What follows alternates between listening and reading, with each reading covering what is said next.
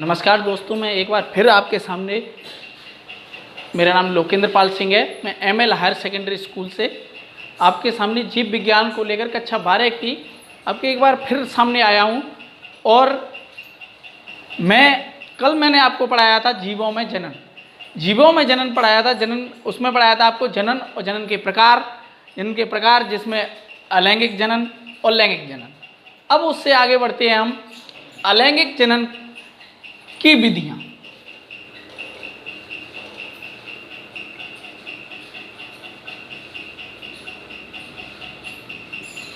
अलैंगिक जनन की विधियां।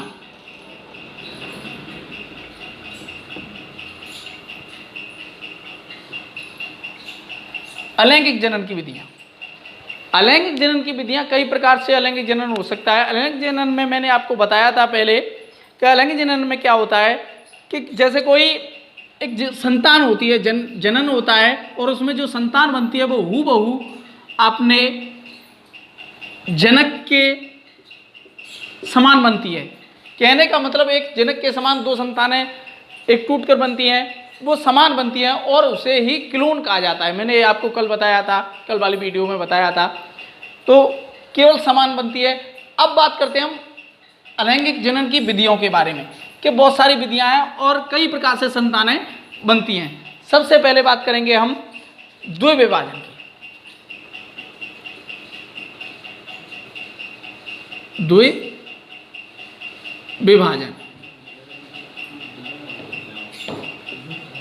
द्विविभाजन जिसे इंग्लिश में बाइनरी फिशन बोलते हैं।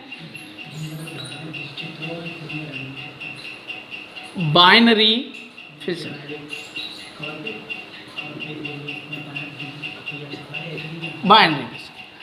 द्विविभाजन का मतलब होता है कि किसी एक जनक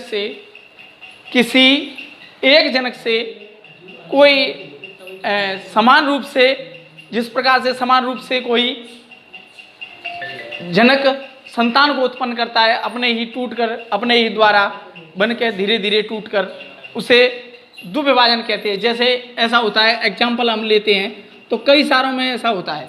तो जैसे हम बात करें तो अमीबा में होता है, और आपका होता है यूग्लिना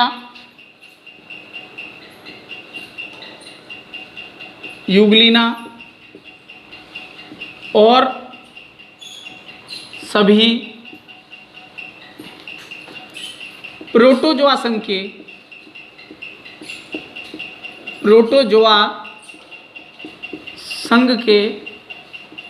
जीव जो होते हैं, तो प्रोटोजोआ संघ के जीव होते हैं, उनमें भी सभी क्या होता है, द्विविभाजन। अब द्विविभाजन की बात करते हैं तो सबसे पहले लेते हैं हम एक अमीबा। माना ये कोई अमीबा है,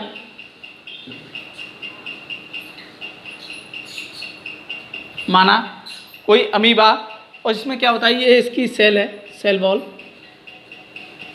वॉल, और इसमें एक डीएनए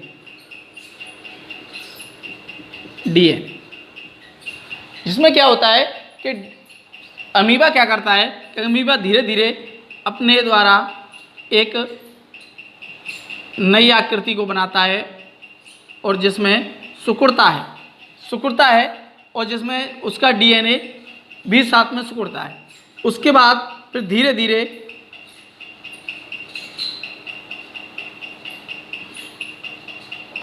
लगभग 2 में कन्वर्ट हो जाता है,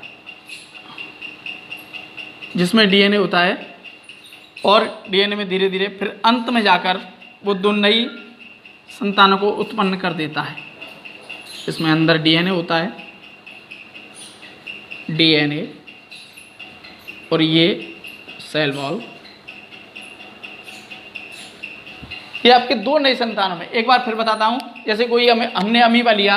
अमीबा में क्या करते हैं कि एक अमीबा होता है, उसमें सेल वॉल जो होती है और डीएनए उसके अंदर होता है।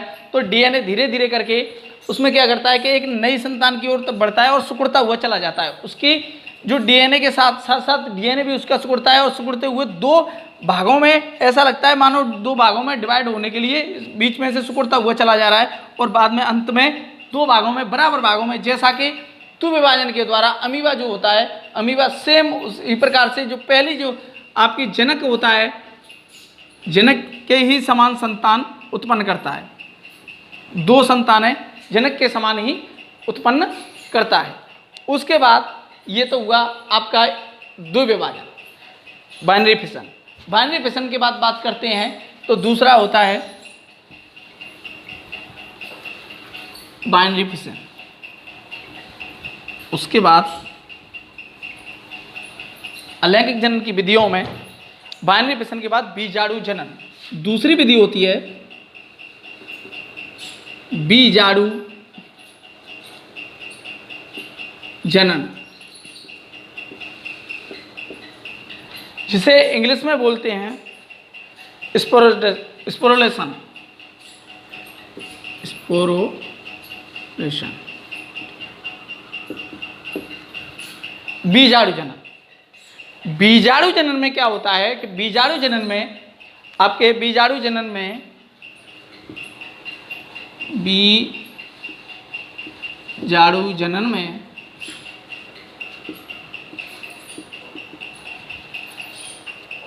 जीव बीजाणु उत्पन्न करते हैं, जीव बीजाणु उत्पन्न करते हैं, जीव बीजाणु उत्पन्न करते हैं और बीजाणु अंकुरित होकर नया जीव बनाता है, और बीजाणु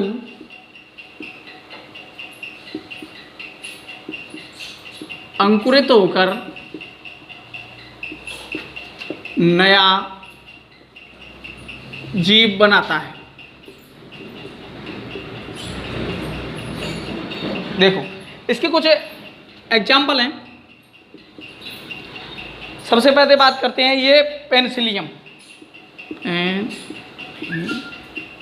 पेनिसिलियम, इसमें एक होता है, ये कवक होता है, यह एक क्या होता है, कवक। पेनिसिलियम की बात करें तो पेनिसिलियम क्या करता है कि बीजाणु जनन में बीजाणु उत्पन्न करते हैं और बीजाणु अंकुरित होकर एक नया जीव बनाता है। जैसे अभी हम बात करते हैं तो कुछ पेनिसिलियम की बात करते हैं, तो पेनिसिलियम को हम बनाते हैं तो पेनिसिलियम कुछ ऐसा होता है।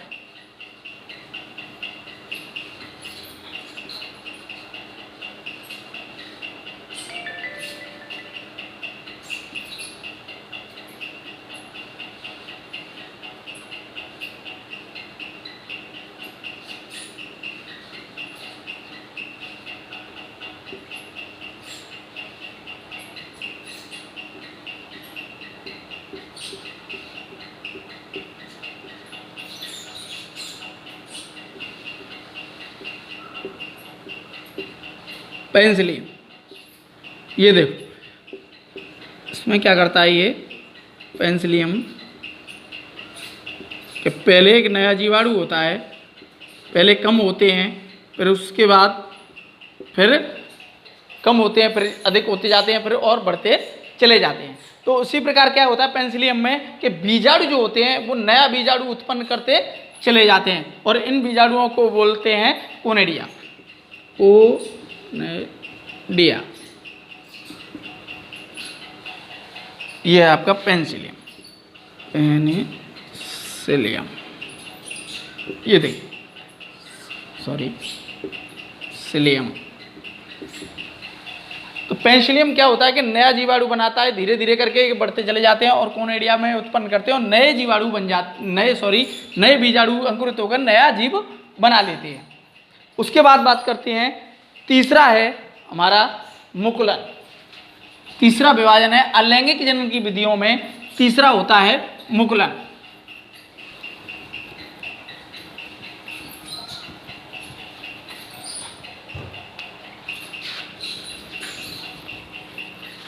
तीसरी विधि है मुकुलन।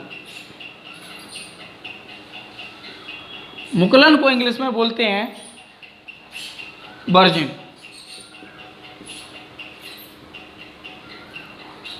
होती है वर्जिन। वर्जिन मुकुलन।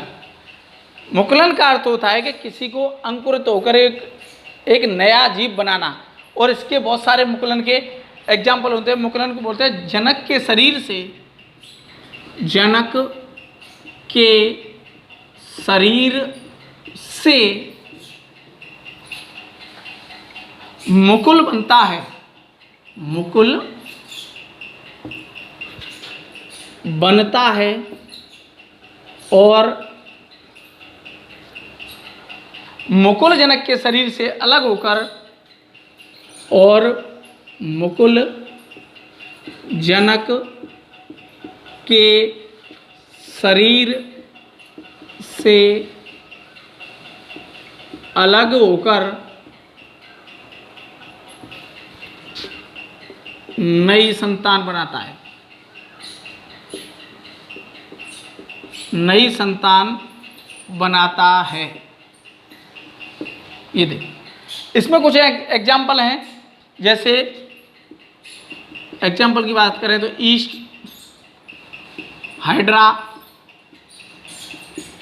कुछ एग्जाम्पल है इसके। तो मुकुलन की बात करें तो हाइड्रा की बात करें तो हाइड्रा में क्या होता है, ये देखो एक हाइड्रा है, उसमें एक मुकुल है, मुकुल हाइड्रा, जिसमें एक मुकुल है। अब धीरे धीरे क्या करेगा कि मुकुल बड़ा होगा, धीरे धीरे क्या करेगा, बड़ा होगा, और अंत में जाके हाइड्रा में क्या करता है, ये मुकुल एक नया संतान उत्पन्न कर देता है, टूटकर अलग होगा। ये क्या है कि हाइड्रा में धीरे धीरे करके मुकुलन होता है, जिसमें धीरे धीरे करके मुकुल और बाद में संतान एक नया संतान को बना देता है। अब इसके बाद अलैंगिक जनन की विधियों में अगली विधि है आपकी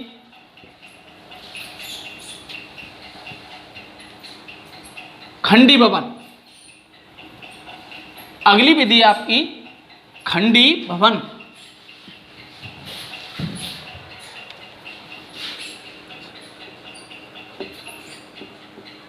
खंडी भवन। चौथी आपकी खंडी भवन, जिसे फ्रेगमेंटेशन बोलते हैं।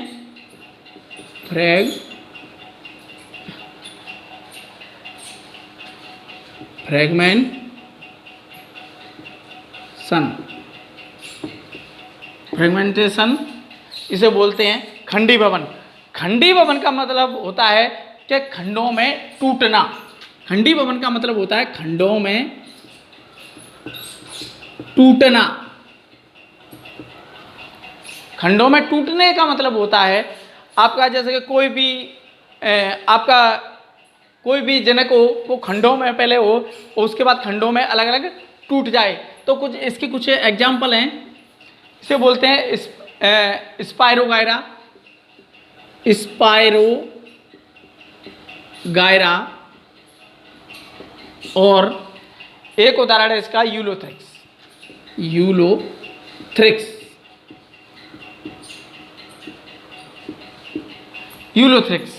खंडी भवन में आपके फ्रेगमेंटेशन में खंडों का टूटना होता है, जिसमें स्पायरोगायरा और यूलोथ्रिक्स होता है। स्पायरोगायरा की बात करें तो स्पायरोगायरा हमारा कुछ इस तरह से होता है।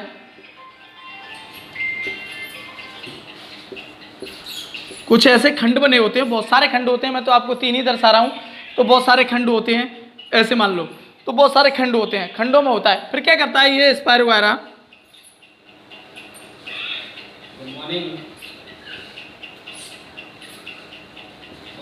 स्पायरोगायरा क्या करता है कि नए नए खंडों में टूट जाता है। नए खंडों में टूट जाता है। जैसे पहला खंड है तो पहला खंड क्या करेगा, एक नई संतान उत्पन्न कर देगा। उसी प्रकार ये भी एक नई संतान उत्पन्न कर देगा। उसके बाद तीसरा भी एक नई संतान उत्पन्न कर देगा। इसी प्रकार सभी जो है सभी खंड एक नई नई संतान में उत्पन्न कर देंगे। इसे बोलते हैं खंडों में टूटना, खंडी भवन, जो अलैंगिक जनन की अगली विधि है। उसके बाद एक नई विधि आती है पुनरुद्ध भवन। पुनरुद्ध भवन, पुनरुद्ध भवन जो है आपकी, मैं आपको जल्दी से बता दूं कि पुनरुद्ध भवन भी एक खंडी भवन की तरह से ही है। पुनरुद्ध भवन, पुनरुद्ध भवन रीजनरेशन, रीजनरेशन, रीजनरेशन। पुनरुद्ध भवन भी क्या है कि एक उसके खंडी भवन की तरह से, इसमें क्या होता है कि जीवों के कटे हुए भाग नई संतान को बनाते हैं। जो नई संतान, उसमें क्या होता था कि खंडों में टूट जाते थे, और इसमें क्या होता है कि जो कटे हुए भाग, जितने भी कटे हुए भाग हैं, वो क्या करते हैं, एक नई संतान उत्पन्न करते हैं। जैसे एग्जाम्पल में हम कई बहुत सारे हैं, जैसे आपके प्लेनेरिया, सबसे अच्छा उदाहरण है प्लेनेरिया। प्लेनेरिया ये सबसे ज़्यादा पूछा जाता है कि प्लेनेरिया में अलैंगिक जनन की कौन सी विधि होती है, कौन सी विधि के द्वारा संतान उत्पन्न करता है। तो ये पुनरुद्ध भवन के द्वारा, रीजनरेशन के द्वारा। तो इसमें बहुत सारे होते हैं, प्लेनेरिया है, अमीबा है, अमीबा में भी यही होता है, और अमीबा में भी होता है, हाइड्रा में भी होता है, हाइड्रा, और स्पंज में भी यही होता है, स्पंज। तो प्लेनेरिया की बात करें तो प्लेनेरिया में क्या होता है,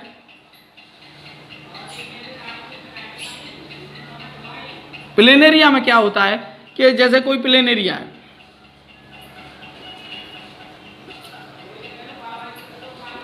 तो प्लेनेरिया में क्या होता है कि ये खंडों में अगर जितना भी तुम काटोगे इसे, तो एक नया खंड नई संतान उत्पन्न करेगा। जितने भी खंड होंगे उतने नई संतान उत्पन्न करेंगे। जबकि खंडी भवन में ऐसा नहीं होता था कि उनको काटने पर ऐसा नहीं होता था, उनको काटना नहीं पड़ता था, उनके खंड अलग से बनते थे और नई खंड को एक नई संतान बना पा। लेकिन इसको जहां से भी काटोगे एक नई संतान उत्पन्न करेगा। ये है अलैंगिक जनन की बहुत सारी विधियां। और दोस्तों मैं बता दूं कि एमएल हायर सेकेंडरी स्कूल में अपने दोस्तों के जो भी चल रही हैं ऑनलाइन क्लासें, उनको अपने दोस्तों को शेयर करें और दोस्तों से कहें कि हमारे ग्रुप में जुड़ने की कोशिश करें, या ग्रुप में नंबर दें हमें, और किसी प्रकार से मेरा नंबर दे दें 9760 63 73 41। व्हाट्सअप नंबर पर आप कॉल करके बता सकते हैं कि मेरा नंबर भी ऐड कर लो। थैंक यू, धन्यवाद।